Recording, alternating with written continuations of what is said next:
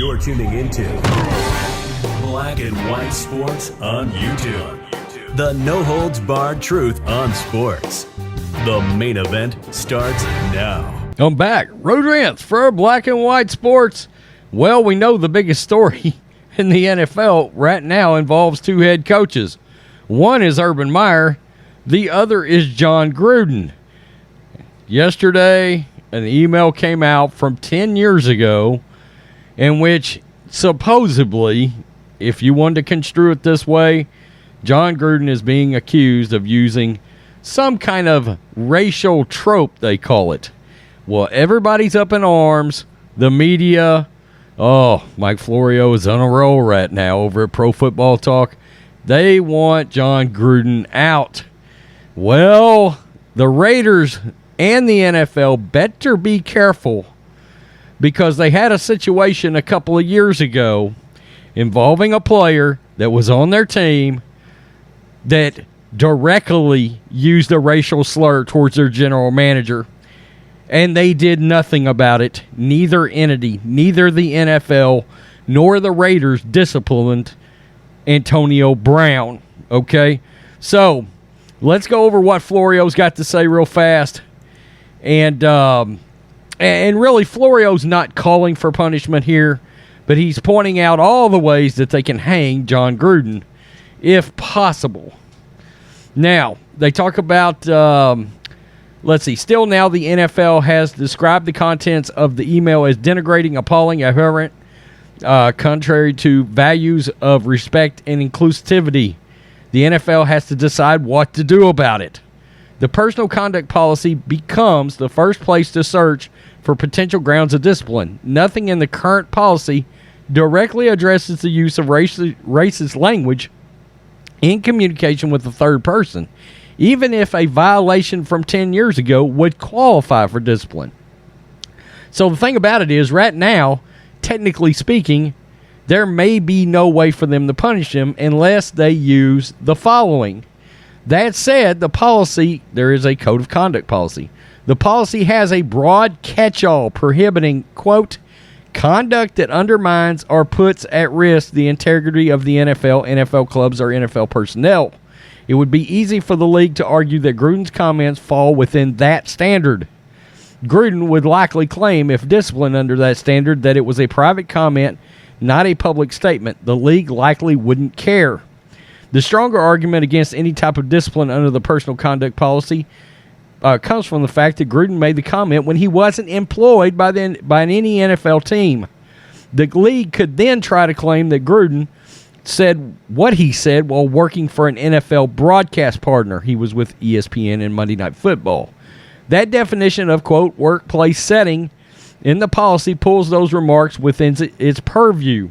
Quote, the workplace setting means any location or conveyance used in connection with the NFL activities, including club facility, training camp, stadium, locker room, location at which club sponsor event takes place while traveling on team or NFL-related business.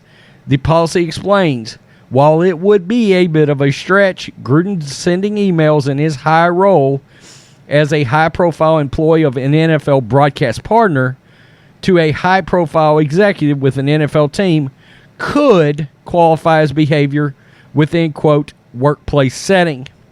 Ultimately, Gruden's arguments and defenses may not matter.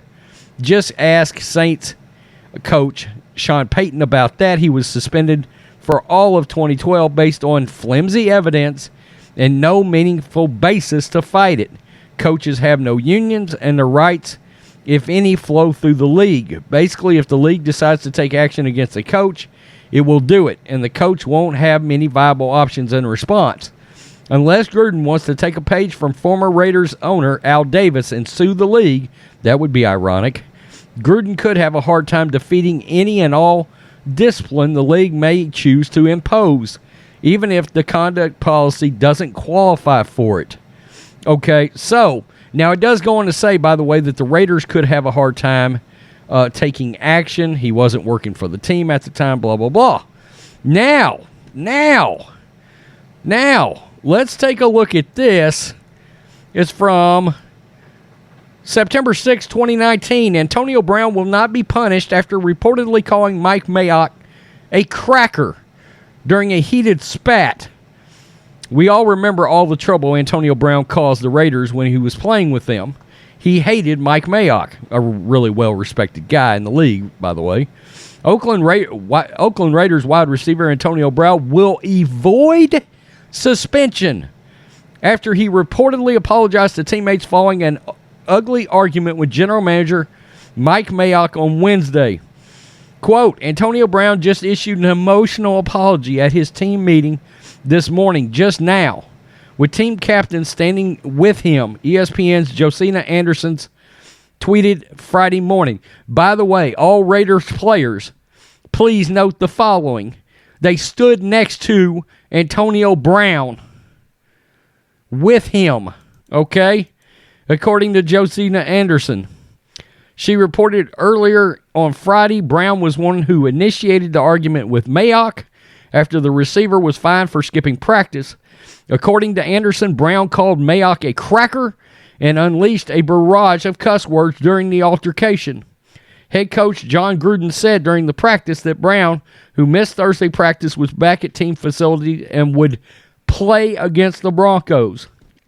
We're ready to move on. He's obviously had a lot of time to think about things. So, unless the Raiders in the NFL wants to look like the mother of all hypocrites in this situation, they should be very, very careful, especially the Raiders. Okay? You've got a player, a high-profile player, Antonio Brown, not in something that happened 10 years ago, but at the time directly happened to general manager Mike Mayock. In his face, he was called a racial slur by one of the top 3 or 4 at the time wide receivers in the league, a wide receiver that is in the league, by the way, still catching passes from Tom Brady right now. Roger Goodell, you need to be careful. See the previous reasons. Jon Gruden wasn't even in your league at the time, okay? Wasn't in the league at the time, all right? He did not use a blatant racial slur. There's a difference between a trope and a racial slur, okay? Many could say that cracker is pretty damn offensive if you're a white person, all right? Personally speaking, I don't get butt hurt like that. So if somebody calls me a cracker, I'm not getting bent out of shape, okay? But I know in society, a lot of these folks do. When they hear slur, everybody's got to get bent out of shape. Well, Jon Gruden didn't use a slur, technically speaking. So, I wanted to make sure I made this video because I was like, wait a minute. Didn't the Raiders have an instance just pretty recently, of a racial incident involving somebody high profile? Well, I understand it's a coach, but he was not employed by the Raiders at the time. All right? He was with ESPN. Now, the fly in the ointment in all of this, and we know what it is, the NFL has went super woke since Fentanyl Floyd. Okay? That's something to think about. They've went ultra woke. They went off this social justice tirade. Oh, and they got to look good in the face of the media. But look, it's right out there. I want you to see it for yourself. There didn't a damn thing get brought down on Antonio Brown over a racial slur at Mike Mayock. Or are we blatantly going to say NFL because Mike Mayock is white, it doesn't matter? Is that what we're about to say, NFL? I can't wait to find out what happens in the next few days between Jon Gruden, the NFL, the Raiders, and now coming back to this incident involving Antonio Brown, and y'all didn't do a damn thing about it. Man, be careful, NFL. Okay? Tell me what you think, black and white sports fans. The NFL could look very bad in the coming days for being a massive hypocrite. A massive hypocrite if they wage any punishment on Jon Gruden. Peace. I'm out. Till next time. Thanks for watching the show. Be sure to like, comment, and subscribe. Be sure to tune in next time on Black and White Sports.